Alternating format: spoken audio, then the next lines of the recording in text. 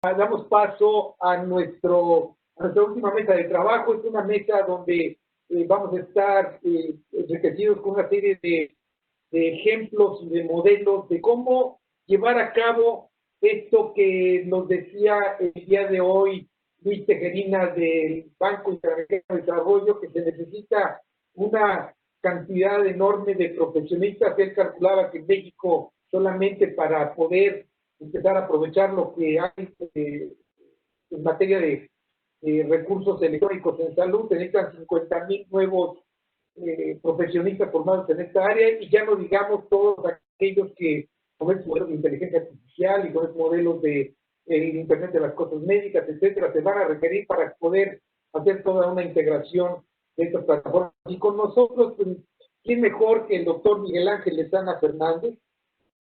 El doctor Lezana es médico cirujano egresado de la UNAM con la especialidad de estadística aplicada en el IMAR de la UNAM, y tiene una maestría en ciencias en epidemiología por la Universidad de Harvard. Con más de 33 años de experiencia en el gobierno federal, en la Secretaría de Salud, ha ocupado cargos en las áreas de epidemiología, estadística, informática, evaluación, control de enfermedades, calidad y educación en la salud. Es el coordinador de asesores de salud en el periodo 2006. Actualmente es director general de Difusión e Investigación en la Comisión Nacional de Arbitraje Médico, CONAMED. Cuenta con 35 años de experiencia en las áreas de docencia académicas en instituciones como la Facultad de Medicina de la UNAM, la Facultad de Ciencias de Salud de la Universidad Panamericana, el Instituto Nacional de Salud Pública y la Facultad de Derecho de la UNAM. Ha sido asesor de varias tesis de posgrado, ha publicado más de 35 artículos nacionales e internacionales, 10 capítulos en libros y coautor de 4 libros. Fue galardonado con el premio OPS-OMS en Administración de Sistemas de Salud en 2014, otorgado por el 53º Consejo Directivo de la Organización Panamericana de la Salud. Premio Gerardo Varela en Salud Pública en 2016, otorgado por el Consejo de Salubridad Federal. Doctor Lezana, un gusto tenerte con nosotros. Bienvenido. Muchas gracias, Amado. Muchas gracias a la MITI y muchas gracias a la Coparmex por la gentil invitación para participar en esta interesantísima reunión desde el día de ayer. He tenido la oportunidad de dar seguimiento y escuchar con mucha atención varias de las presentaciones que se han realizado desde ayer y el día de hoy, y me siento realmente muy complacido. Yo quiero empezar, he visto la mayoría de las intervenciones, no todas, pero no repetir algunas cosas, pero yo quiero empezar por señalar que en nuestro país el sistema de salud cada día otorga más de 1 millón de consultas presenciales. Se dan más de 25,000 egresos hospitalarios, se realizan más de 15,000 cirugías y se llevan más de 5,000 nacimientos. No solamente es un problema de volumen, es también un problema de complejidad. Nuestro país, desde hace varias décadas, está inmerso en una profunda transición epidemiológica. Y eso hace que el tipo de padecimientos, el perfil de los padecimientos que vemos, han cambiado de manera dramática. En lugar de tener padecimientos en población joven, principalmente agudos, infecciosos, ahora tenemos padecimientos de carácter crónico que afectan a toda la población o durante muchos años de vida. Por supuesto que con este volumen de transacciones que hay en el país, en el sistema de salud, es imposible que todas las cosas siempre salgan bien. En algún momento las cosas no funcionan y esto genera alguna inconformidad. Una inconformidad que podemos medir o que podemos definir como el no cumplimiento de una expectativa. Y ese no cumplimiento de una expectativa pues genera esto, una inconformidad que de alguna manera la población busca cómo resolver. Hasta hace poco más de 2 décadas, casi 3 décadas, la única manera de resolver este tipo de inconformidades o de conflictos era a través de los órganos jurisdiccionales, es decir, los juzgados y los tribunales, o en algunos casos, a través de los órganos internos de control de las instituciones de salud del sector público. Se dio un avance muy importante cuando se crea la Comisión Nacional de Derechos Humanos. Sin embargo, pues tiene algunas limitaciones, puesto que solamente como Comisión Nacional puede atender estas inconformidades con instituciones que son de carácter federal o en las comisiones estatales con las instituciones públicas de carácter local o estatal. Así las cosas, hace 24 años, en junio del año 1996, mediante un decreto presidencial, se crea la Comisión Nacional de Arbitraje Médico. La Comisión Nacional de Arbitraje Médico fue un gran avance, es un gran avance que permite para este tipo de conflictos la aplicación de lo que ahora ya se ha afortunadamente ido generalizando, que son los mecanismos alternativos de solución de conflictos, los MASC. En ese sentido, la Comisión Nacional de Arbitraje Médico fue una institución pionera para aplicar este tipo de mecanismos en problemas muy concretos que tienen que ver con la atención médica. Su importancia radica no solamente en que se pueda tener esta opción, porque al final de cuentas es eso, es una opción, una alternativa más para resolver estos conflictos. Su objetivo más importante, su objetivo primordial, es servir de dique, de contención, para evitar la judicialización de los conflictos médicos. ¿Y por qué es importante evitar la judicialización de los servicios médicos? Es importante porque la judicialización de los conflictos derivados del acto médico son, al final de cuentas, el principal motor para impulsar lo que es la medicina defensiva. ¿Y por qué es importante evitar el crecimiento de la medicina defensiva? Porque eso le produce un enorme daño a los sistemas de salud en términos de eficiencia, en términos de eficacia, en términos de efectividad y, lo más importante, en términos de satisfacción de los pacientes o de los usuarios de los servicios de salud. Ahí radica la importancia de evitar esta judicialización de los conflictos y evitar el crecimiento de la medicina defensiva. Ahora, ¿cómo lograr esto? Para lograr esto, lo que se necesita es una evaluación de manera integrada de lo que es el acto médico. Y eso es lo que está pretendiendo o pretende hacer o hace la Comisión Nacional de Arbitraje Médico. ¿Cómo hace esto? Lo hace a través de la oferta de distintos servicios. Por ejemplo, servicios de orientación, servicios de asesoría especializada, servicios de gestión inmediata, que son muy importantes, porque la gestión inmediata se da cuando tenemos, digamos, lo que llamamos internamente nosotros una queja en desarrollo, es decir, no se ha aún, digamos, dado el evento final, pero hay un problema en algún servicio de salud, interviene la CONAMED para que ese problema se vaya resolviendo. Y, por supuesto, a través ya cuando se consuma el acto, la atención de una queja a través de estos mecanismos alternativos, que son mediación, conciliación y, al final, el arbitraje médico.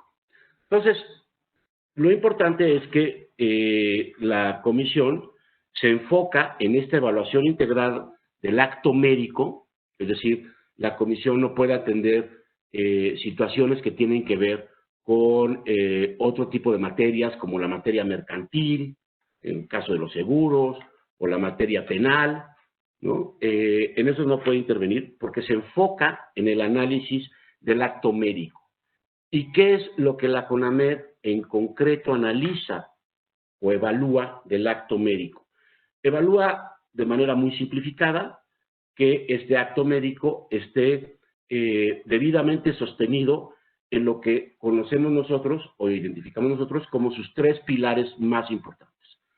El primer pilar es el marco técnico-científico, es decir, que el acto médico esté apegado a lo que es el conocimiento técnico-científico universalmente aceptado para atender ese tipo de problema de salud en esa persona en particular.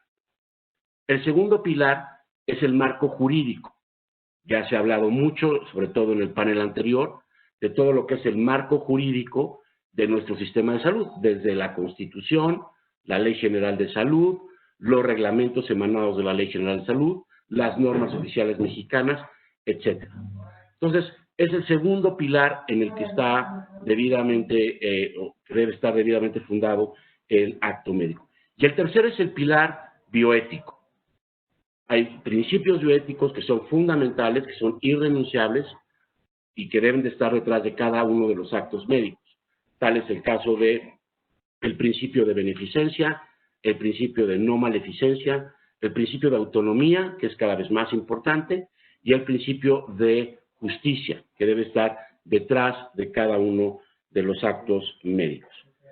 Y en caso de que el acto que se está analizando, que se está evaluando, no cumpla con esto, incurrimos o caemos en lo que se llama la mala práctica. Mala práctica puede ser por negligencia, por impericia, por imprudencia, etc.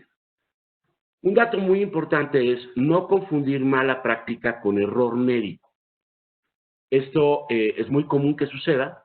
El error médico es un tema que ha surgido mucho en los últimos años, en los últimos 21 años, justamente a raíz de un informe que llevó a cabo el Instituto de Medicina de los Estados Unidos, en 1999 se publicó, que se llama Errar es humano, y que pues ha despertado todo este interés por el movimiento global sobre seguridad del paciente.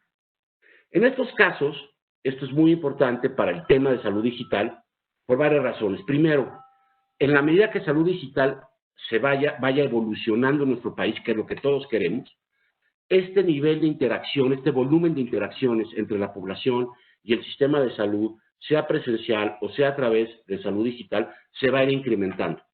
Por lo tanto, la posibilidad de que haya problemas o malos entendidos o expectativas no cumplidas se va a incrementar. De aquí que la comisión pues tiene, digamos, la obligación de irse modernizando. Hoy, por supuesto, muchos de los servicios, sobre todo orientación, asesorías, gestiones, ingresos de quejas, se pueden hacer a través de distintas plataformas de carácter digital. La propia página de la comisión, por ejemplo, es un medio para poderlo hacer, el correo electrónico es otro medio. Pero la comisión tiene que ir evolucionando y está evolucionando en ese sentido. Ya iniciamos, por ejemplo, la posibilidad de llevar audiencias de conciliación y audiencias del proceso arbitral a través de plataformas digitales. Pero aquí hay un punto en el que yo quisiera poner una alerta especial. La gran mayoría de los problemas o de los conflictos que atendemos en la CONAMED, cuando uno escarba a profundidad, lo que encuentra es que hay un problema de mala comunicación. Mala comunicación entre los profesionales de la salud y los pacientes o sus familiares.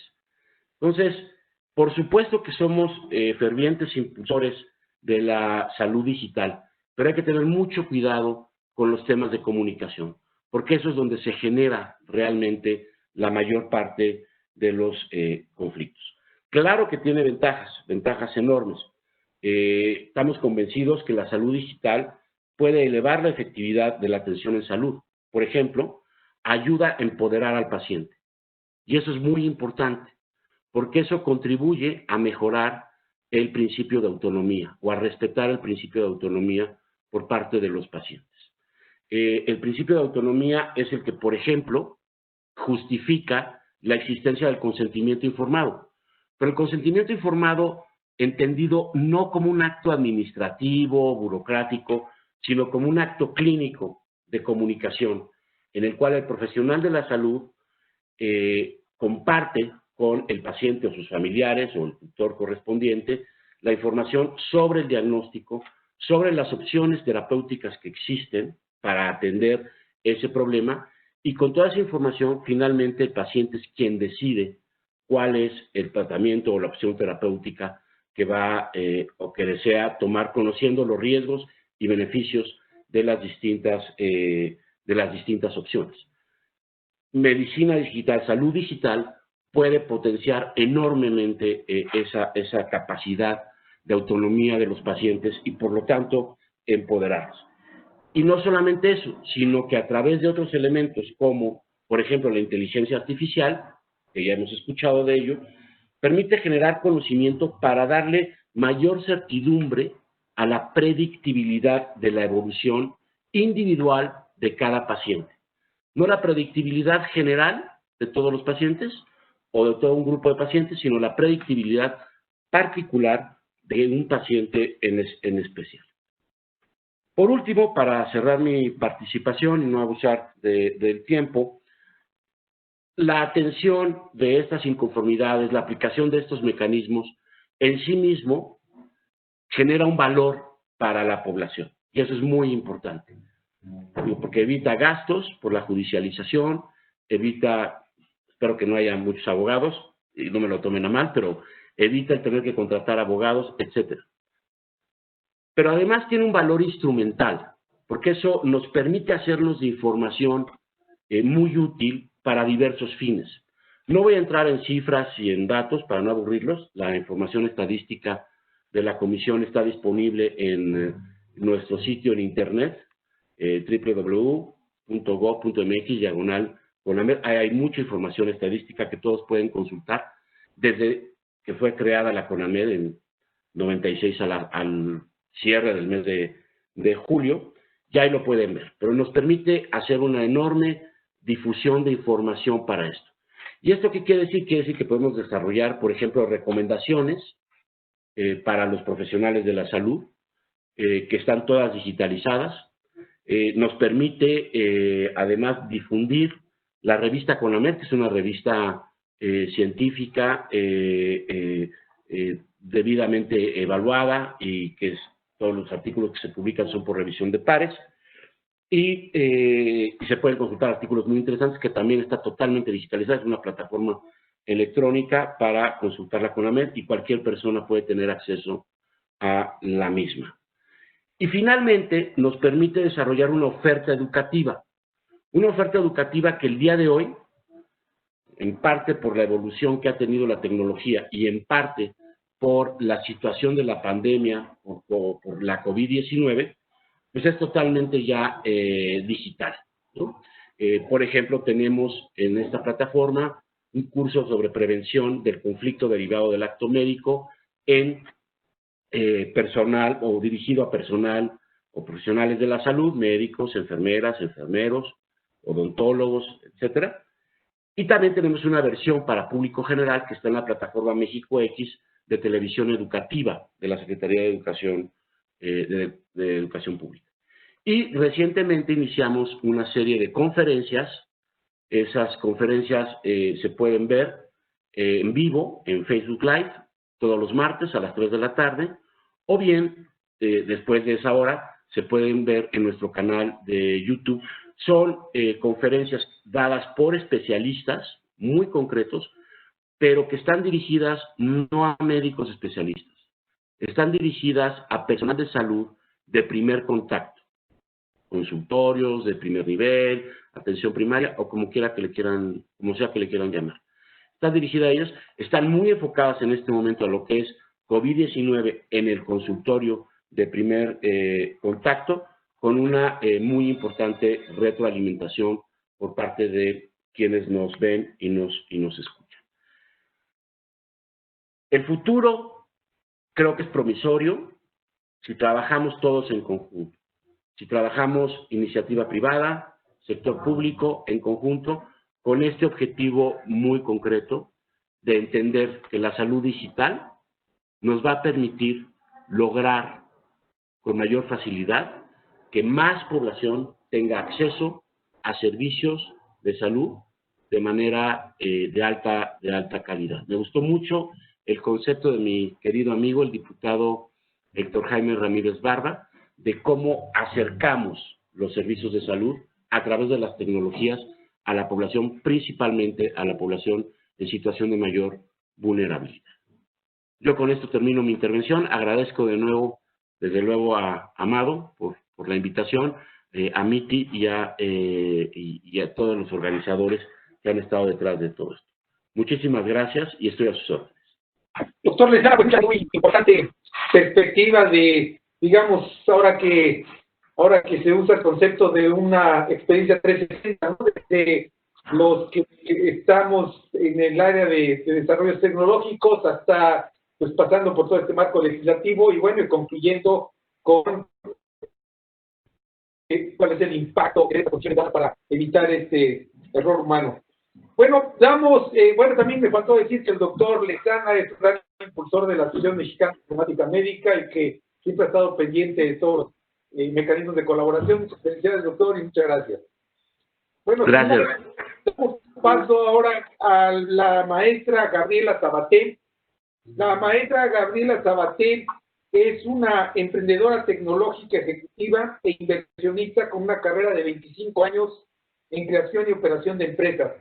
Apasionada por la innovación, su foco es la construcción de empresas y equipos de clase mundial en tecnología, salud, biotecnología e impacto social para resolver problemas complejos en Latinoamérica y Estados Unidos. También es fundadora y CEO en Health Semantics, plataforma que combina salud digital, monitoreo remoto y salud poblacional en programas personalizados para la prevención de enfermedades crónicas. Como CEO de Excludi, lidera la expansión del expediente electrónico institucional en la región, integrando a ambas empresas a través de soluciones alternativas de telemedicina.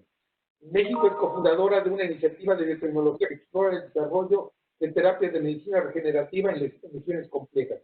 Gabriela fue directora ejecutiva de SoftBank de su primer fondo de capital de riesgo de 150 millones para América Latina, donde lideró inversiones en startups y contribuyó al crecimiento de las empresas del portafolio desde la junta directiva.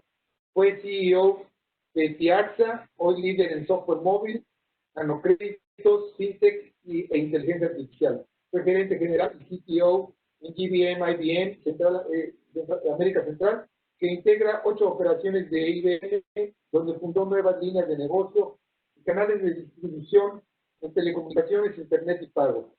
GBNet, el primer éxito de GBM, fue vendida a British Telecom. En la corporación de IBM fundó la división de sistemas de información geográfica y ocupó puestos de ingeniería de sistemas, así como bienvenida, doctora Sabaté, un honor tenerte con nosotros y pues, que nos compartas un poco de tu experiencia de desarrollo profesional en el área de la salud. Bienvenida. Muchísimas gracias por la invitación. Es un honor, doctor Amado y Adriana y bueno, a Miti y Coparmex, ser parte de este evento. Me enorgullece mucho, por un lado, por el tema, que coincide exactamente con mi área de especialización y de pasión, y a la vez por ver este congreso y haber estado escuchando ayer y hoy todas las ponencias tan interesantes, todos los ángulos, puesto de una manera excelente durante esta época, esta transición a puro online. Realmente los felicito. Hasta ahora ha sido una excelente experiencia. Y bueno, les agradezco que me hayan invitado a compartir un poquito distintas visiones y a partir de mi experiencia en la formación de profesionales y personal de la salud para este momento del área digital. Y yo soy ferviente creyente en esta unión de campos de conocimiento y cómo hacemos para pasar de un área de especialización, tales como médicos u otros profesionales de la salud que han estado durante tanto tiempo entrenándose, especializándose en ciertas disciplinas de cara al paciente o de cara a ciertas tecnologías de avanzada de aplicación en su área de especialidad médica, y cómo ahora, qué está pasando, que todo está confluyendo de alguna manera, y cómo podemos nosotros, de todas las avenidas, pasar a formar parte de esta interacción, de esta intersección, y integrarnos y colaborar en equipo. Entonces, desde el 2011 o 2010, ahí decidí juntar mis dos pasiones, por un lado la tecnología y por otro lado entrar al campo de la salud. Justamente coincidiendo con las primeras apariciones de aplicaciones de salud digital. Y ahí fundé Health Semantics con la idea de trabajar justamente en la prevención de enfermedades crónicas, armando un programa en donde había, en el programa había elementos tecnológicos de la atención en una clínica, hasta elementos centrales, trabajando en la nube, diagnósticos que se calculaban y se informaban en forma inteligente, y a la vez un paciente que en 20 minutos podía entrar a un consultorio y salir con un diagnóstico, pero a la vez no ser abandonado hasta el próximo episodio, sino que entre episodio y episodio de atención iba a ser seguido, iba a haber un seguimiento a través de mensajería, a través de un acompañamiento multidisciplinario, para tratar de que ese paciente, en el caso de haber sido diagnosticado con prediabetes, hipertensión o obesidad, pudiera ser acompañado y revertir esas tendencias hacia una vida saludable. Entonces, bueno, con esto pasamos a esta siguiente plataforma. Entonces, las tendencias disruptivas que vemos hoy en el mercado, y de las cuales hemos estado hablando y han estado presentando los previos presentadores durante estos días de congreso, yo diría que lo que vemos es que Big Data, vamos a cambiar esto acá. Tenemos una situación en donde estamos asistiendo a la confluencia de Big Data, que se junta con Big Medicine y Big Bio. O sea, en todos estos campos de conocimiento, en las ciencias de datos, en las ciencias biológicas, que es donde tenemos acá el punto 1, con genómica y todos los omics, metagenómica, transcriptomics, epigenomics, o sea, todo lo que tiene que ver con todo el sufijo omics, eso produce una cantidad increíble de información, que en otro momento, o sea, siempre existió. Sin embargo, lo que no existía era la posibilidad de capturarla y de procesarla con las plataformas actuales.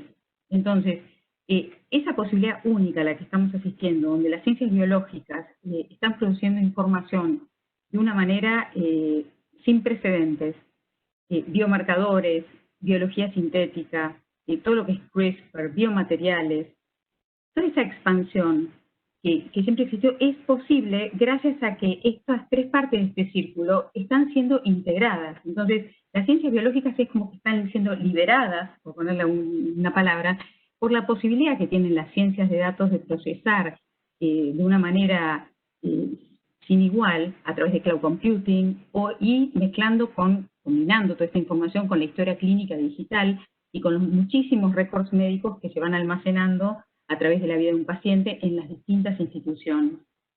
Junto con esto está el tema obvio de inteligencia artificial, procesamiento natural del lenguaje, y las ciencias físicas, por otro lado, también están realizando un avance sin precedentes en el desarrollo de todo lo que es sensores, robóticas, nanotecnología, nanomateriales, microfluídica, con organs on a chip, porque todo eso promete ser disruptivo con respecto, por ejemplo, al desarrollo de drogas y achicar esos tiempos de una manera nunca antes vista.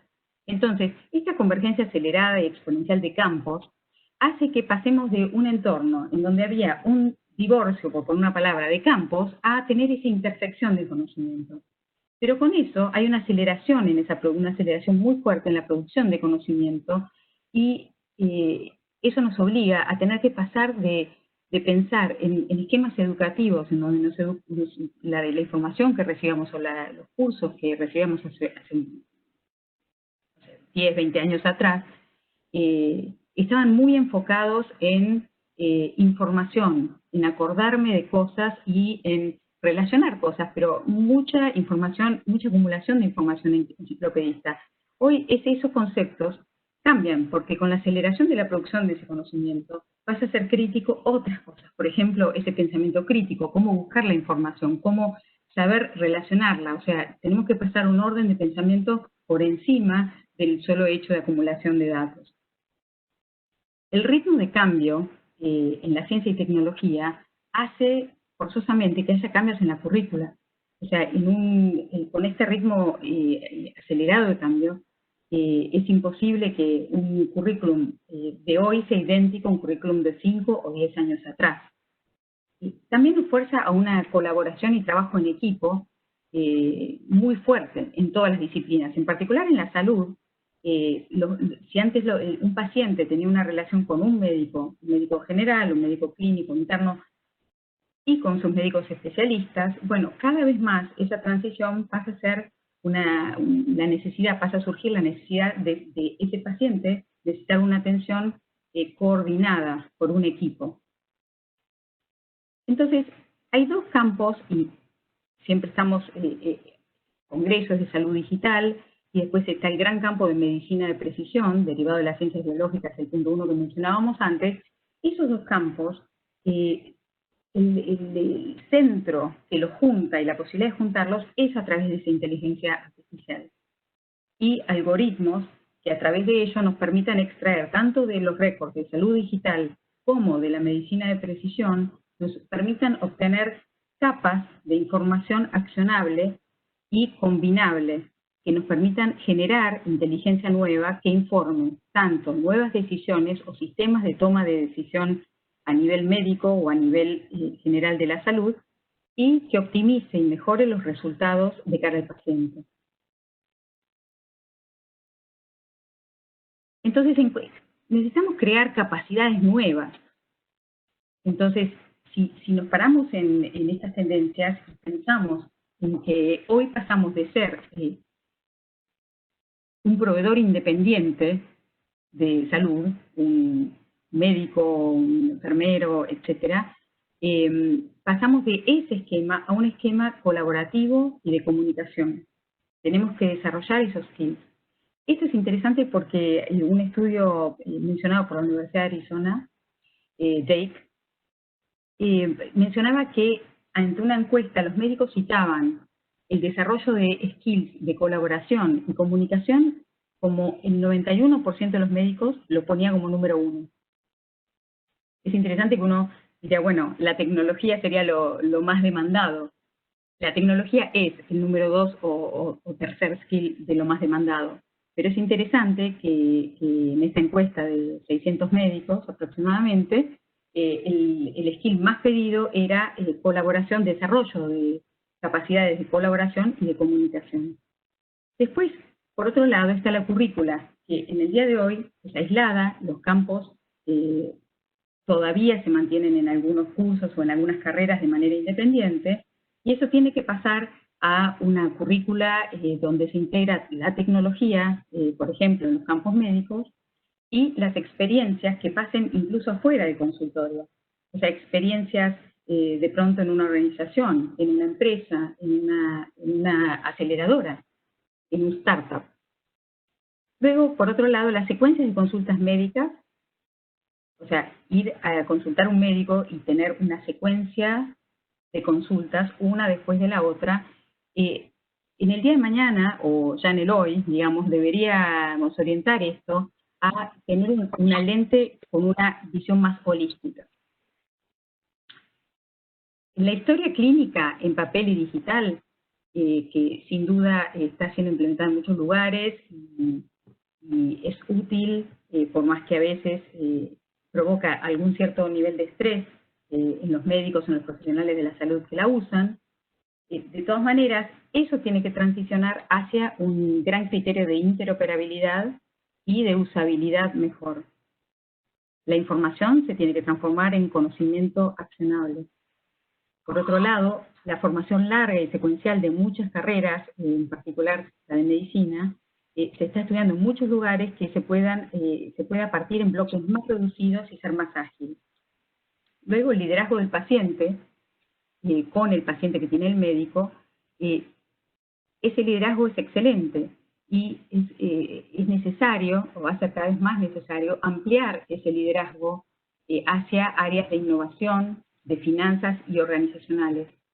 Este es otro skill muy requerido por médicos, o sea, conocer más a fondo aspectos que tienen que ver con los negocios.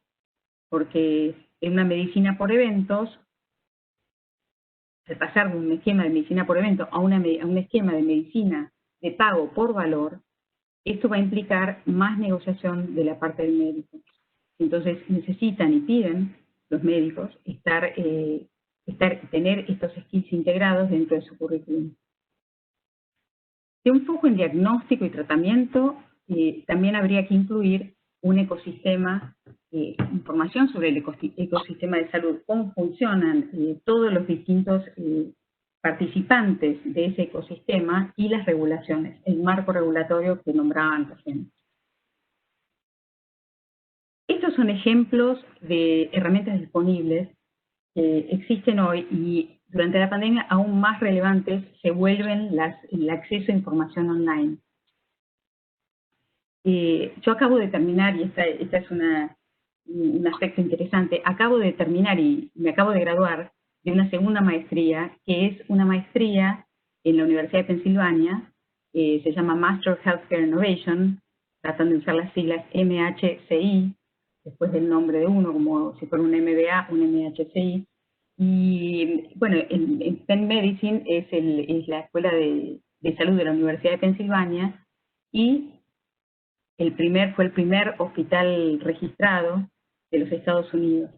Entonces, lo que hicieron, lideraron, y hay ya varias otras universidades que están siguiendo esta tendencia, armaron una maestría multidisciplinaria donde hay gente, mayoritariamente diría profesionales de la salud, médicos, enfermeros, técnicos, pero también hay estudiantes que provienen de áreas tecnológicas, como en mi caso, estudiantes que vienen del área de seguros médicos o del gobierno o de los hospitales de veteranos, internacionales, hay cardiólogos de Japón, hay gente de los países árabes.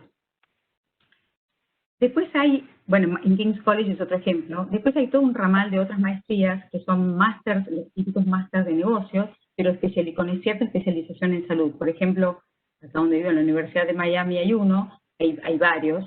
Después hay másters de administración hospitalaria o de másters en salud pública, de Johns Hopkins es muy conocido. Todos estos másters están siendo posibles de hacerse online con un esquema en donde mixto un poquito, en donde uno puede ir una semana, pero no más, el resto lo puede hacer desde su lugar donde viva, desde su país o su región. Después hay obviamente hay cursos y maestrías a nivel en México mismo, en la Universidad de Anáhuac, por ejemplo. Estos son solo ejemplos, la maestría en Dirección y Gestión de Instituciones de Salud.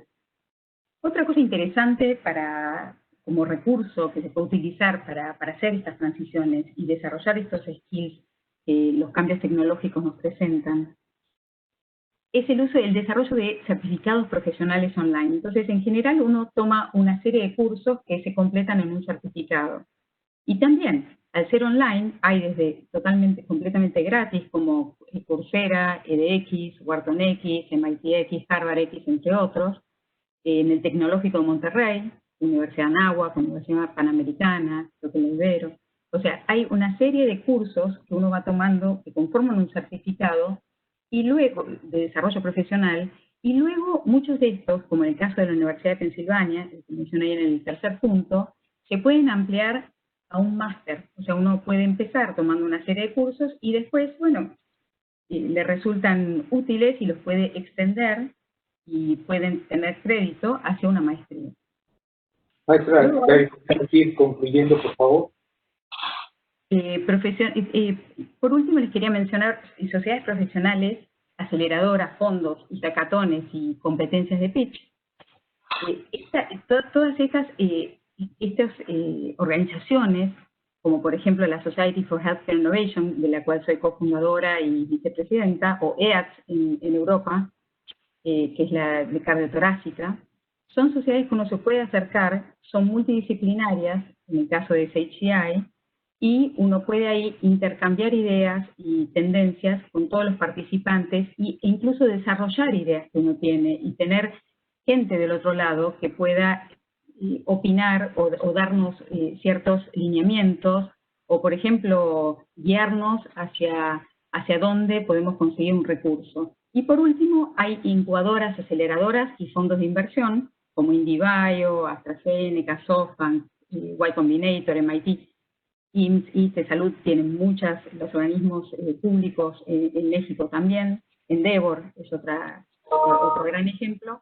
Y bueno, con fondos y aceleradoras en México, como ven, lo último que quería apuntar acá es, en el gráfico de la derecha, estos son los fondos de capital de riesgo, que a veces muchos funcionan como aceleradoras también, en donde la parte azul clara, son inversiones en el área de la salud, típicamente en salud digital.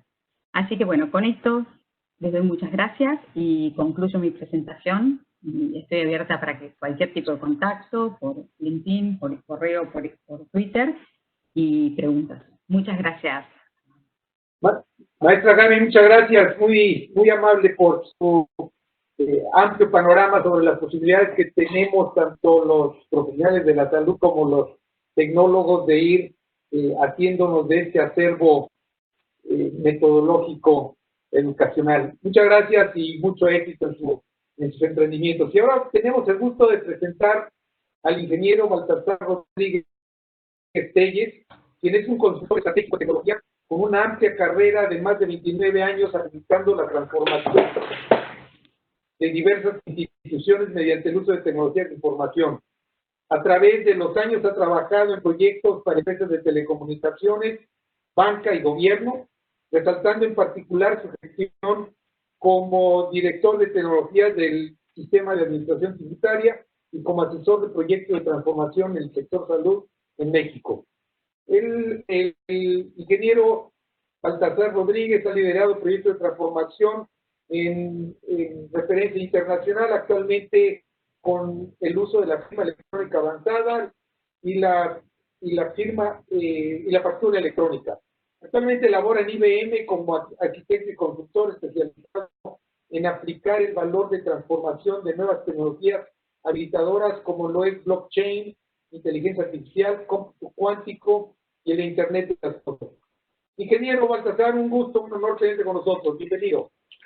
Muchísimas gracias y gracias antes que nada por la invitación. Muy interesantes todas las ponencias. De hecho, hasta me siento poca cosa porque soy el ñoño tecnológico dentro de un grupo de doctores. Cuando me invitaron a platicar un poco acerca del tema de la formación de los especialistas de salud en esta era de tanta tecnología, me platicaron un poco la historia del doctor Lezama, de cómo después de llegar y estudiar medicina, decide que quiere llegar y entrar a Limas para empezar a aprender más temas de estadística, tecnología, matemáticas, y cómo empieza a hacer una larga carrera de desarrollarse, de ser un profesional de la salud, a convertirse en alguien que domina y está cerca del terreno de la tecnología. Y esto implica una cantidad de inversión de tiempo y esfuerzo muy grande por parte del doctor, cosa que me parece muy admirable. Y es una de las razones también por las cuales se explican que hay tan pocos profesionales allá afuera que tengan un currículo tan grande, una currícula tan grande alrededor de esta especialización en tecnología al mismo tiempo que estamos hablando de salud. Y es que aquí el reto que tenemos, y esto es un reto que es cada día más fuerte, no implica nada más la cantidad de esfuerzo que tiene el hecho de tener que invertir tal cantidad de tiempo para poder especializarse en una carrera como medicina y después adicionalmente en el terreno tecnológico. Parte de lo que estamos enfrentando el día de hoy es que la tecnología avanza tan rápido que se convierte en casi imposible el hecho de poder dedicarle esa cantidad de tiempo para efectos de especializarnos. Recuerdo claramente cuando yo entré a estudiar la carrera de sistemas, que muchas de las cosas que aprendí durante el primer semestre, de hecho durante el primer año de mi carrera, antes de que yo saliera de la carrera, ya eran conceptos particularmente obsoletos. Y lo que sucede es que la tecnología cambia y evoluciona con tal velocidad que el ejercicio de convertirnos especialistas en ella ya no es tan sencillo. Consideremos que antes, por ejemplo, en la época de mis padres, cuando aparecía una nueva tecnología, desde que se lanzaba la tecnología, que el 100% del mercado la conocía y la utilizaba, pueden pasar 5 o 6 décadas. El día de hoy, de repente, podemos lanzar una tecnología y en menos de 5 años esa tecnología puede haber llegado a una saturación del 100% del mercado. Entonces, de repente la posibilidad de que lanzas una nueva tecnología y en 5 o 6 años llega al 100%, implica que tenemos 5 o 6 años para entender el impacto que va a tener a nivel de nuestra sociedad. Y muchas veces algunas de las tecnologías que lanzamos y que empiezan a subir de manera muy rápida no pasan más allá de 2 años cuando aparece una nueva tecnología que la acaba de volver a ser obsoleta. O sea, piensen, por ejemplo, cuándo fue la última vez que compraron ustedes un reproductor de MP3 o una cámara digital. El día de hoy ustedes tienen un teléfono móvil que hace todas esas funciones y entonces aparece una tecnología que despedaza estas tecnologías. Entonces, la posibilidad de llegar y trabajar y aprender esto a un nivel de detalle alto se imposibilita exactamente por la misma velocidad de desarrollo. Y sin embargo no podemos detener ese desarrollo. Veamos cómo el día de hoy la tecnología está cambiando todas y cada una de las áreas de la experiencia humana y la salud es una de ellas. Y estamos viendo cómo temas como la automatización, la inteligencia artificial están transformando nuestra vida. Por ejemplo, recientemente estaba viendo que en IBM lanzamos antier un anuncio de un nuevo robot que se llama el IBM RxN Chemistry, que la idea es un motor basado por inteligencia artificial en un lado, automatización mecánica por el otro lado. Y lo que está haciendo esto es, se lanza como un mecanismo para automatizar el proceso de investigación en el desarrollo de fármacos. Y está teniendo bastante éxito. De hecho, mucha de la tecnología que está metida ahí dentro, estamos esperando que pueda llegar y reducir el tiempo para probar un nuevo fármaco, desarrollar un nuevo fármaco, y dejarlo en menos del 10% del tiempo que tomaba antes toda la fase de investigación de este fármaco. Entonces, es un impacto muy fuerte. Y esta tecnología que el día de hoy se ve como novedosa, a lo mejor en 2 años ya no lo es. Cosas como, por ejemplo, la supercomputadora más grande del mundo, la utilizamos para hacer investigación ahorita durante el inicio de la pandemia. Y analizó en cuestión de un par de semanas cerca de 70,000 compuestos. Y entonces esto tiene un impacto en salud. Pero es tan rápido el movimiento que esto que al inicio de la pandemia era la supercomputadora más poderosa y más veloz del mundo, el día de hoy ya no es la supercomputadora más poderosa y más veloz del mundo. Entonces esto les habla acerca de una velocidad de cambio tremendo. Y entonces ante ese cambio constante podría parecer difícil el hecho de poder adecuarnos. Ya vimos cómo incluso en el panel anterior nos hablaban acerca de la imposibilidad de poder adecuar los mecanismos jurídicos a la velocidad del cambio tecnológico. Y aquí parte de lo que estamos viendo es que ese impacto también nos está pegando a nivel de lo que es la propia formación de los especialistas, de la educación de estos especialistas. Porque si de repente un especialista tiene que dedicarle tal cantidad de tiempo a entender una nueva tecnología, ¿qué sucede si a los 3 o 4 años de haber dedicado ese tiempo para entenderla resulta ser que la tecnología es obsoleta? Entonces yo creo que aquí parte de lo que tenemos que hacer es empezar a ver las cosas de una manera distinta. Porque digo, ahorita es lógico que sintamos cierta cantidad de historia. De hecho, Ronald Lang, que era un psicólogo escocés muy famoso ahí en los años 60, decía que se generaba una sensación de histeria, porque en el momento en el que aparentemente estamos empezando a entender el presente que vivimos, justo en ese instante en el que parece que lo estás entendiendo, de repente desaparecen, las reglas cambian y el futuro acaba de llegar y está dándonos un presente enteramente distinto. Y sin embargo, Marshall McLuhan también nos hablaba en aquella misma época que la sensación de histeria que genera la modernidad tiene que ver con el hecho de intentar enfrentar los retos del día de hoy y de mañana utilizando los conceptos y las herramientas del día de ayer. Y esto, cuando lo vemos en el terreno de la educación, yo creo que aquí lo que tenemos que empezar a hacer es replantear parte de estos conceptos.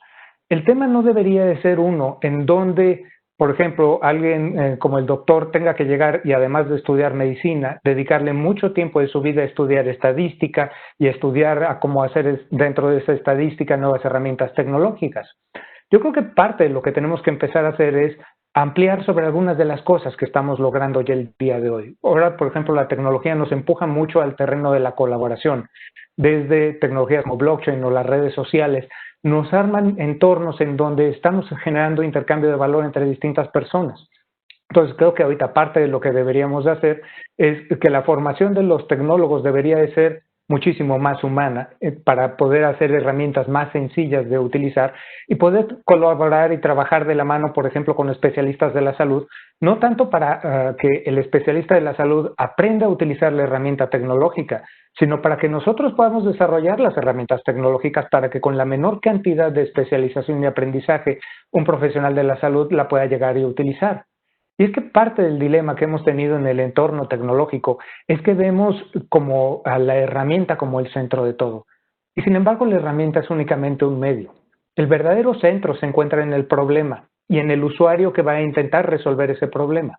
Entonces tenemos que establecer un nuevo mecanismo de colaboración que nos permita llegar y acercarnos más a los profesionales de la industria de la salud para diseñar las herramientas no nada más para resolver estos problemas, sino para adecuar la herramienta a las manos de ese profesional de la salud, para que la pueda utilizar de manera sencilla y que no tenga que dedicar años de su vida en especializaciones para aprender a cómo utilizarlo. Poco a poco lo estamos viendo. El día de hoy estoy participando en un maratón de desarrollo tecnológico, la maratona de IBM, en donde buscamos a los mayores desarrolladores a nivel América Latina y están concursando el día de hoy. Y una de las quejas que tuve fue, oye, pero es que esto no parece un concurso de desarrolladores porque no estamos programando, estamos entrenando motores de inteligencia artificial. Y me dice uno de estos chicos, el día de hoy cualquiera podría hacerlo, no tienes que ser un programador. Y es que efectivamente eso es lo que estamos buscando, que cualquiera de ustedes pueda llegar y tomar una herramienta tecnológica y sin tener que dedicarle muchos años de su vida a estudio de estadística, por ejemplo, puedan empezar a analizar datos, hacer ciencia de datos y detectar nuevos patrones, detectar nuevos vectores en cómo se propaga, por ejemplo, una enfermedad o simular nuevos mecanismos de tratamiento. Entonces, la tecnología se está convirtiendo en un gran habilitador de la transformación. El reto del lado tecnológico está en hacer que esa tecnología sea cada vez más sencilla de utilizar para que con esto, de la mano de ustedes, los profesionales de la salud, podamos salir a resolver algunos de los grandes retos que tenemos el día de hoy como sociedad a nivel de salud. Pero esto también nos va a ayudar no nada más a generar mejores herramientas y generar con esto mejor salud. Creo que parte de lo que tenemos que hacer es que así como los sistemólogos tenemos que cuestionar los conceptos en los que se da nuestra formación, así mismo los profesionales de la salud van a tener que hacerlo. Los profesionales de la salud, y esto me tocó verlo con mi madre, que es médico, mi madre me enseñó todos los libros que ella tuvo que estudiar cuando estaba estudiando medicina. Y me hablaba acerca de la gran cantidad de esfuerzo que tenía que hacer para memorizar. Y era una cantidad de memoria tremenda. Eso me tocó vivirlo también en mi formación, desde la formación de la primaria hasta el día de hoy, en donde todavía hay muchísimo de la educación que está centrada sobre un aprendizaje que tiene que ver con memorizar. Y sin embargo, el día de hoy lo que estamos viendo, y esto nos ha tocado verlo del lado de la industria tecnológica, es que el ejercicio de la memoria ya no es importante. ¿Por qué? Porque la información se encuentra ahí a nuestras manos. Vivimos 99% del tiempo a menos de un brazo de distancia del punto de acceso más cercano a la información. Entonces, si los datos no son lo importante, o más bien el acceso a esa información ya no es importante, lo importante es que tenemos que entonces empezar a tener una nueva forma de formación para los especialistas, en donde ellos tengan que entender más bien qué es lo que es verdaderamente importante, que aprendan las razones atrás de algo más que a memorizar una gran cantidad de datos, que aprendan pensamiento crítico que les permita llegar y cuestionar la manera en la que hemos hecho las cosas hasta el día de hoy y plantear nuevos mecanismos de innovación de cómo podríamos llegar y atender las cosas. Y a través de esto, mediante estos mecanismos digitales, que le demos la oportunidad entonces a los profesionales de la salud de verdaderamente centrarse en lo que es importante, centrarse en la enfermedad, centrarse en el paciente, centrarse en la experiencia que tiene ese paciente a la hora de ser enfermo, basarse también en la experiencia extendida, cuando vemos cómo el día de hoy la enfermedad no nada más afecta al paciente, sino afecta a su comunidad. En el caso, por ejemplo, de la diabetes, algo que me tocó ver es que la enfermedad no es nada más del diabético, sino que adicionalmente su familia se ve afectada por todo esto. Entonces, si queremos desarrollar nuevos mecanismos de tratamiento, generar una nueva experiencia de salud ahí afuera, creo que parte de lo que tenemos que hacer todos en todas nuestras especialidades, sea medicina, sea leyes o sea tecnología, es cuestionar los conceptos en los que hemos venido desarrollando, dándonos cuenta de que tenemos herramientas que nos permiten ser muchísimo más ágiles y más veloces y más creativos en el desarrollo de nuevas soluciones. Y que a través de esto darnos cuenta que lo importante el día de hoy no es dedicar muchísimos años a una especialidad, no es memorizar una gran cantidad de información, sino más bien aprender a cómo utilizar estas nuevas herramientas para transformar la realidad que nos ha tocado vivir. Y de ahí empezar a construir juntos, de manera colaborativa, un nuevo futuro. Muchísimas gracias. Baltasar, pues qué interesante perspectiva, de veras te felicito porque pues efectivamente este nuevo paradigma que estamos buscando no tiene que ver efectivamente solo con cómo vamos a utilizar esta herramienta como tú le llamas, sino tal cual, cómo vamos a lograr que este cambio en la forma de pensar del profesionista, del paciente, del sistema, del tomador de decisiones en el sistema de salud, del responsable del modelo financiero, pues también vaya viendo que esto que efectivamente para las nuevas generaciones ya es un juego de niños, pase a ser parte de nuestro día a día. Muchas felicidades, Baltasar, y muchas gracias por tu participación. Va, perfecto. Muchísimas gracias por la invitación.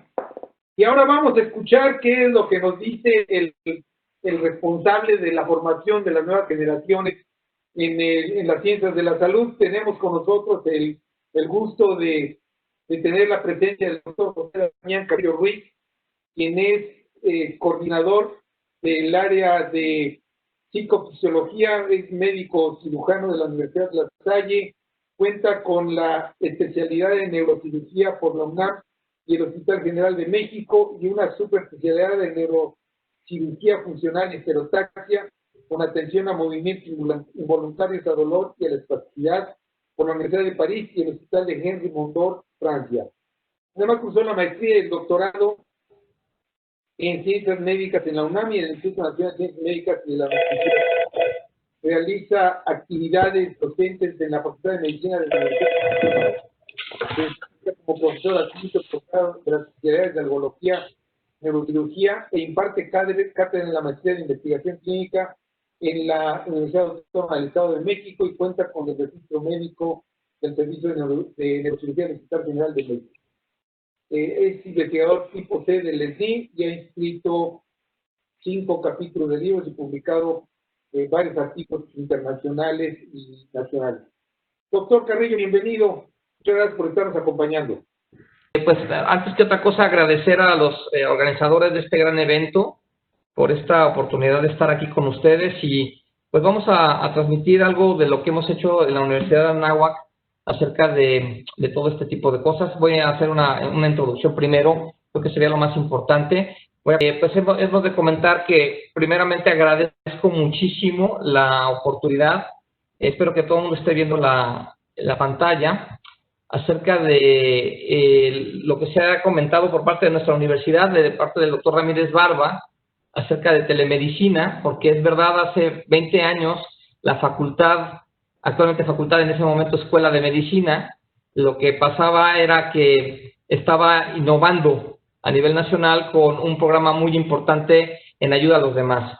Y luego, muy amablemente, la maestra Sabater también hizo mención acerca de nuestros programas de posgrado, principalmente el de dirección de administración de instituciones de salud, en los cuales también somos pioneros. Entonces creo que, no lo estoy diciendo yo, lo dicen ustedes y me halaga muchísimo, seguramente también para todos los ponentes que están escuchando la gente y egresados también de la universidad, que alguien nos esté mencionando de esta manera. Regreso al punto, voy a tratar de decir un par de cosas, algunas ya se han dicho y espero no ser reiterativo, simplemente más bien retomar los puntos trascendentales de esto. La telemedicina, como ustedes bien lo saben, la palabra tele significa distante, lejos, y la palabra medicina es simplemente el curar. Entonces, el curar a través de la distancia, un teléfono, una televisión, lo único que hacemos es escuchar lejos, ver lo lejano. Lo mismo sería esto. Entonces, tanto se ha hecho hincapié en este momento por parte de los demás. ¿Cuál es el objetivo principal? Como lo dice aquí, es el mejorar la salud de los enfermos. Y creo que un aspecto importantísimo, lo han mencionado también, es el aspecto de la relación médico-paciente. Esta pandemia nos ha evidenciado que necesitamos vernos, que necesitamos tocarnos. No saben cuántas videoconferencias y cosas hemos tenido, ¿no? Y ahora más videoconsultas también. ¿no? Pero el paciente necesita ser atendido, lo resultaba alguno de los ponentes, esta parte bioética de poder estar estrechamente metido con el otro. Y entonces hablábamos exactamente de este aspecto con las telecomunicaciones, como ya se ha hecho mención. Para no ser reiterativos, bien ustedes, aquí se encuentra la parte de telemedicina y la parte de telesalud. ¿Cuál sería la diferencia entre uno y el otro? Cuando yo tengo telemedicina, prácticamente estoy refiriéndome un poco a esta relación que he dicho entre un enfermo, el cual estoy viendo a lo lejano a través de mi pantalla, y yo del otro lado. Entonces podemos tener médicos generales viendo de un lado y del otro lado tener un especialista tratando de orientar precisamente al médico. O bien la parte de la telesalud, en la cual además de tener la telemedicina, hay una serie de plataformas importantísimas alrededor, como sería esto que ya también se ha dicho, teleeducación, asesoría médica también, la parte legal, la informática, el telediagnóstico.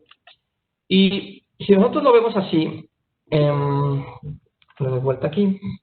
Perdón, muy bien. El esquema general, podríamos decirlo, sería de esta manera, en el cual un paciente llega o está desde su casa y nosotros de una u otra manera lo vemos. Podemos estar revisando sus químicos, sus laboratorios. Si el paciente en un momento determinado necesita ser observado por alguno de los doctores, entonces se puede conectar, o podríamos tener inclusive una aplicación, esto lo acaban de mencionar recientemente, o bien yo puedo tener un reloj el cual está teniendo todas mis constantes vitales, y si yo estoy realmente mal, inclusive tener esto, como pongo aquí, una ambulancia inteligente a través inclusive de un dron y poder ser trasladado de lo más rápidamente posible para evitar tener un infarto cerebral, un infarto al miocardio, al corazón. Entonces ven ustedes todas las herramientas las cuales se presentan aquí de una manera tan, digamos así, tan integral, ¿no? El cuidado clínico, esta parte que comentábamos de la salud, inclusive hasta la prescripción. Si me pasan la siguiente, por favor, se lo agradecería. A ver, creo que yo le puedo dar. Perfecto. Vean ustedes, entonces, me gusta mucho el esquema que se maneja aquí de una nueva era de prevención, diagnóstico y tratamiento. Pues lo mismo voy a seguir yo sobre ese eje. Vean ustedes, por ejemplo, la profilaxis, ¿no? El tener actualmente todas las campañas de salud, como esta, de una vacunación a través de YouTube, perdón por el comercial, o cualquier otro canal, pero entonces se puede dar por televisión o por cualquier canal actualmente digital. El webinar sobre pandemias, este es uno que dimos, por ejemplo, en julio del 2020, hablando precisamente sobre COVID, ¿no? Presente y futuro del COVID para la salud de los mexicanos. Hubo una serie de preguntas y fue también para población abierta. Entonces, vean ustedes la importancia exactamente de esto. O bien cercos sanitarios, ¿no? Desde un momento determinado tener un grupo de médicos que estén haciendo exactamente cómo se puede llevar a cabo e ir haciendo toda la estrategia. La parte diagnóstica me parece interesantísimo y creo que también se ha dicho mucho. Yo mismo inclusive lo he hecho en alguna ocasión, digo, ahora más reciente que nunca, el hecho de que nosotros recibamos las imágenes desde otro lado, puede ser inclusive otro lado de la República o del mundo inclusive, si te quieren comentar, y tú veas las imágenes y hagas un diagnóstico, o tengas un paciente el cual está recibido en un servicio de urgencias de un hospital pequeño, que se te transmita a ti y que tú hagas el diagnóstico para tener un tratamiento rápido, si el paciente debe quedarse ahí o se debe trasladar. O bien la monitorización, como lo he estado comentando, el hecho de que un doctor pueda ver los signos vitales y le pueda explicar a su enfermo con exactitud, miren, aquí está su frecuencia cardíaca, aquí está la presencia o no de la presión arterial, vean ustedes cómo ha disminuido su oxigenación, me parece que es muy ilustrativo.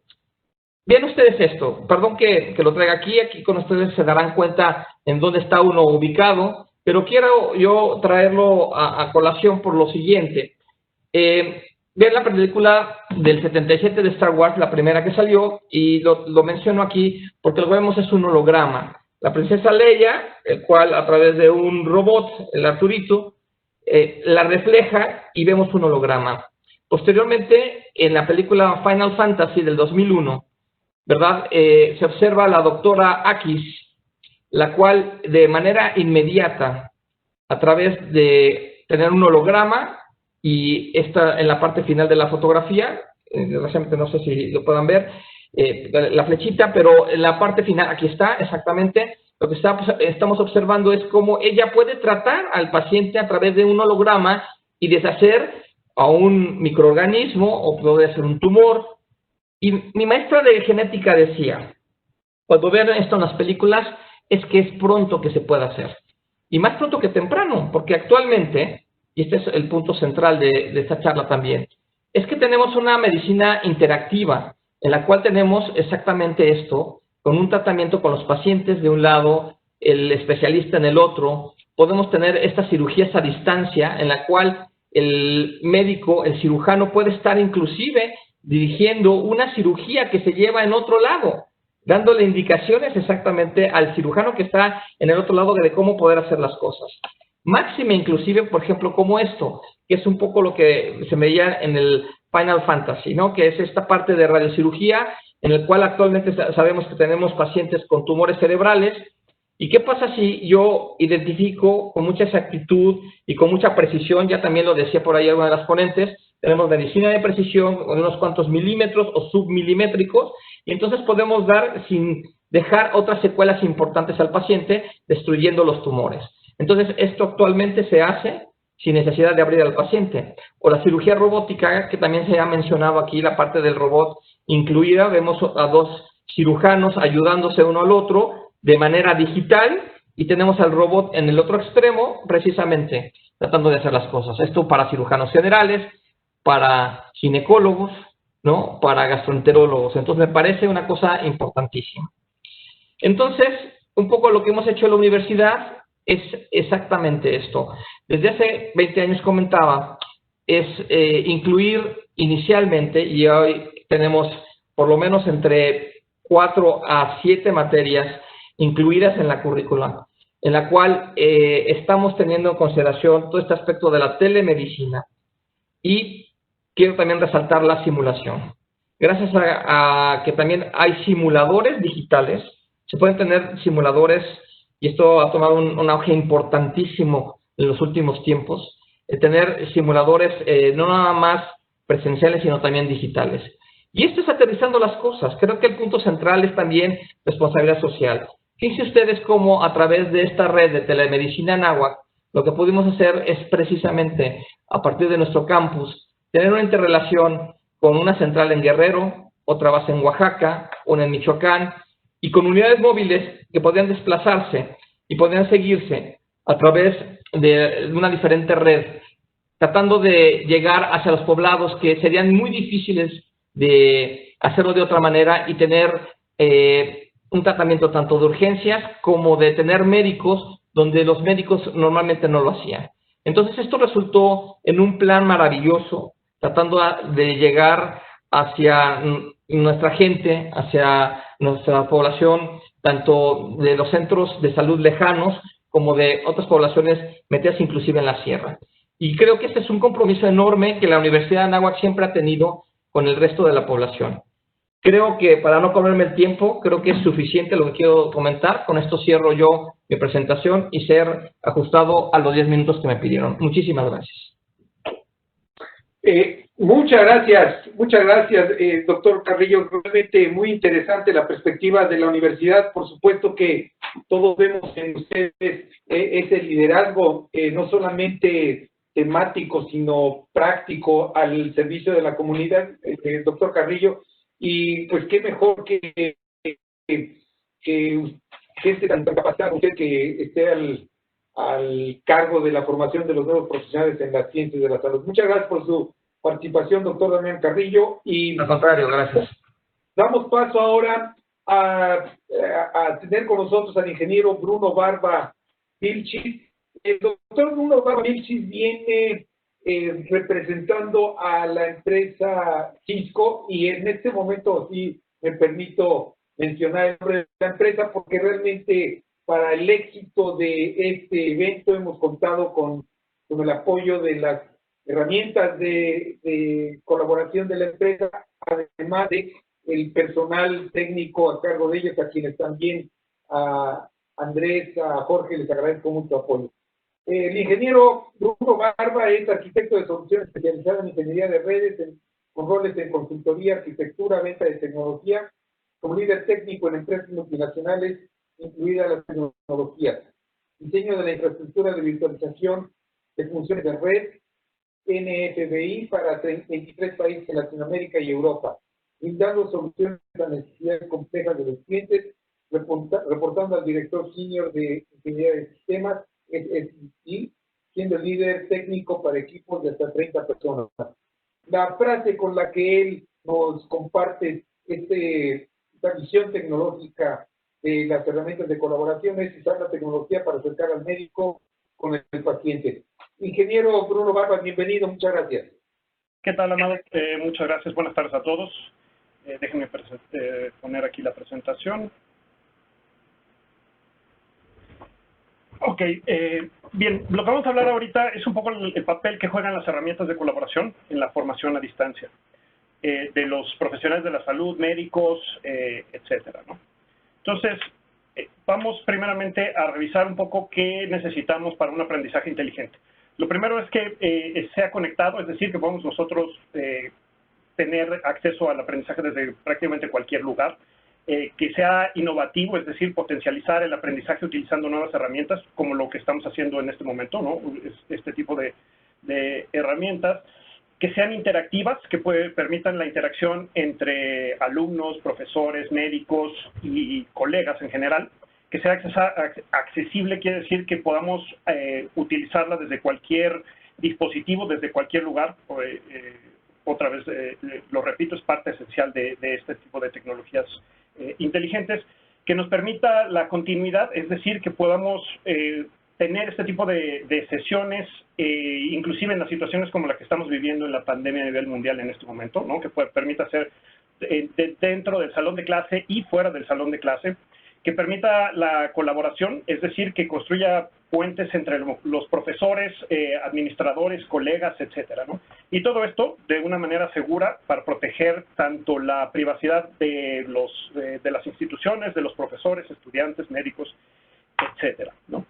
¿Qué quiere decir la educación a distancia? Es dar acceso irrestricto a estudiantes a los recursos educativos sin importar dónde se encuentre. Otra vez un poco lo que hablábamos de accesibilidad sin importar dónde sea, ¿no? Esto puede ser geográficamente dispersos en distintas ciudades, en distintos países, o a lo mejor incluso en la misma aula a recursos que no necesariamente tendrían que estar físicamente en el mismo lugar, ¿no? Ayudar a fomentar la retención y el éxito de los alumnos, a dar oportunidad a estudiantes que no puedan asistir físicamente a las aulas, ¿no? O a lo mejor no se sientan seguros de asistir físicamente, sobre todo hablando en términos de las situaciones que estamos viendo, por ejemplo, ahorita. Reducir los costos de la entrega de cursos, ¿no? Sobre todo minimizar los temas de traslados, de viajes, etcétera. Y poderlo enfocar a prácticamente cualquiera de los niveles de estudio que pudiera ser licenciatura, especialidad, posgrados, seminarios, diplomados de actualizaciones, ¿no? Un ejemplo podría ser dar un entrenamiento para un nuevo tratamiento, no sé, por ejemplo, para el cáncer, o ahorita, por ejemplo, para el tratamiento para el COVID, donde no necesariamente tendremos que acortar los tiempos de preparar un aula físicamente, preparar los recursos, que todo el mundo se desplace a esta aula y, por supuesto, mantener distanciamiento social en este sentido, ¿no? También ayuda al desarrollo profesional de los médicos o del personal de la salud, es decir, que permite que tengan acceso a nuevas formas de reunirse, de aprender, de colaborar entre sí, que los médicos puedan adaptarse a los cambios de las nuevas necesidades institucionales, y aquí otra vez vuelvo al ejemplo de lo que pudiera ser la situación que estamos viviendo ahorita y el regreso o paulatino a la nueva normalidad, es decir, que podamos acceder de manera local o de manera híbrida, es decir, que a lo mejor paulatinamente no todas las personas o los estudiantes tengan que estar en la misma aula, ¿no? También previendo el distanciamiento social, podemos tener la mitad del personal o de los alumnos en un aula y la mitad de manera remota, ¿no? En una fase un tanto híbrida, ¿no? Ayuda a que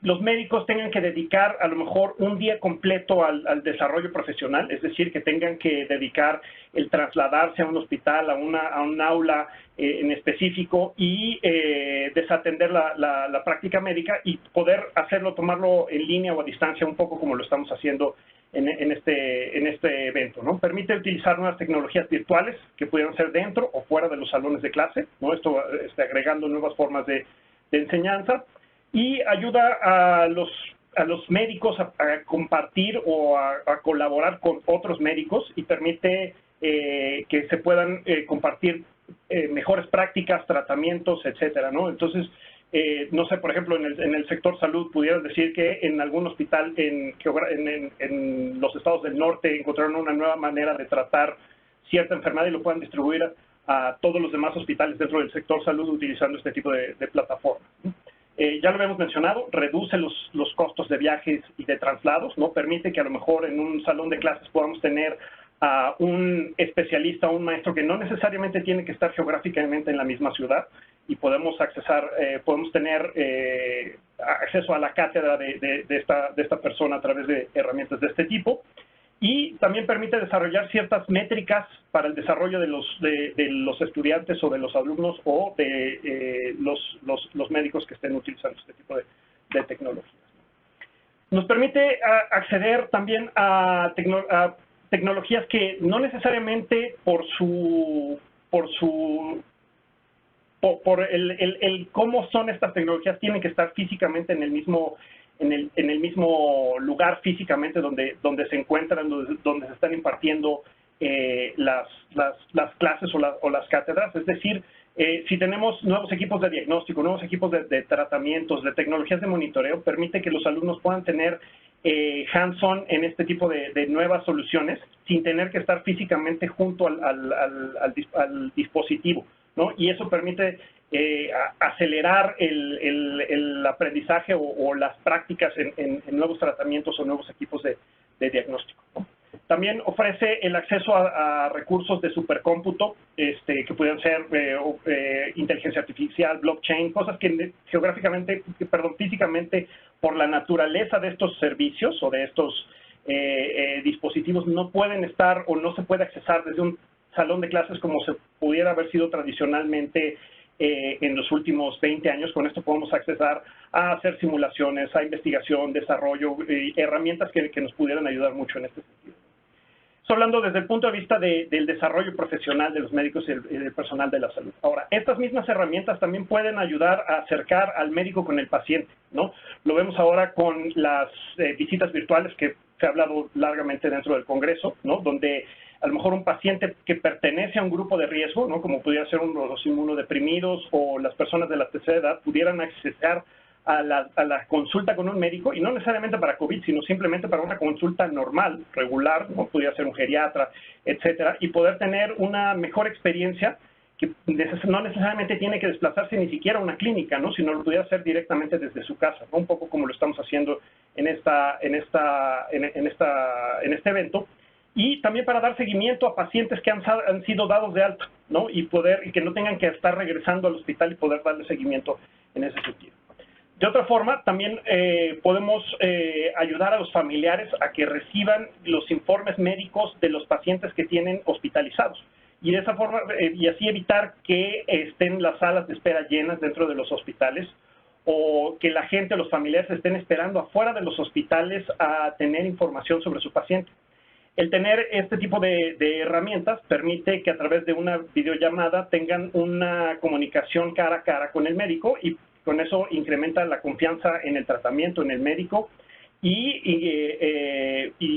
digamos, tiene una mucho mejor experiencia los familiares que simplemente estar afuera de un hospital esperando a tener noticias de su familiar, ¿no? Y aquí la importancia de la facilidad de utilizar este tipo de aplicaciones, ¿no? Aquí en esto nos enfrentamos a una brecha que pudiera ser hasta generacional, ¿no? Donde a lo mejor no todas las personas tienen las habilidades para utilizar un dispositivo de telepresencia o un dispositivo de telellamadas, o establecer una llamada por voz sobre IP, sobre Internet, etcétera, sino la tecnología tiene que ser lo suficientemente amigable o intuitiva para que desde un niño hasta un viejito o cualquier persona pueda acceder a este tipo de servicios y tener esta comunicación médico-paciente, familiar-médico, paciente-paciente, etcétera. Y por último, hablar un poco de la integración con nuevos dispositivos, ¿no? Hemos visto durante el Congreso dispositivos de telemedicina que pudiéramos estar integrando con herramientas de colaboración para poder tener medicina a distancia, como lo mencionaba hace un momento en la presentación anterior el doctor Carrillo, ¿no? Donde a lo mejor podemos dar acceso a la medicina, a las comunidades rurales, a la medicina de alta especialidad, sin que los pacientes tengan que desplazarse a una ciudad para a tener acceso a un médico especialista en, no sé, pongan ustedes cualquier tipo de ejemplo, cardiología o neumología, etcétera, y conectando dispositivos como pudieran ser escáneres, dispositivos de imagenología, etcétera. El médico a distancia, utilizando las herramientas de colaboración, puede estar diagnosticando, viendo, revisando, hablando con los pacientes que no necesariamente tienen que desplazarse, y esto ayuda a acercar la medicina a prácticamente todo el mundo, ¿no? Y podemos en ese sentido. Y ya para concluir, las herramientas de colaboración tienen que ser poder integrarse con todos los demás dispositivos tecnológicos que pudiera tener tanto una institución educativa como una institución médica.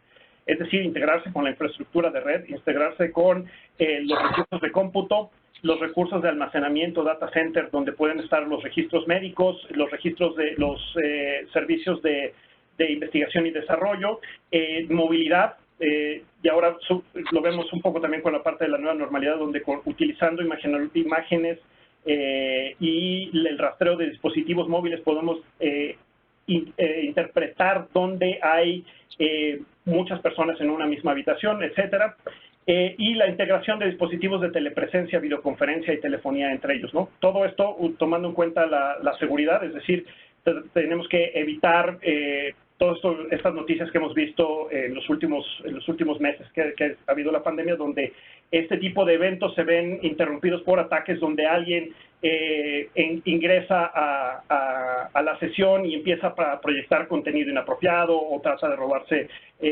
la presentación, etcétera, ese tipo de cosas, ¿no? Entonces, sin más, pues les agradezco mucho por la presentación, el tiempo para hablar con ustedes. Muy amable. Al contrario, Bruno, muchas gracias. Muy interesante, y definitivamente las bondades de contar con una herramienta de colaboración segura, probada, altamente eficiente, que es una garantía para todos nosotros en el sistema de salud, Bruno, y pues gracias por la activación con ella.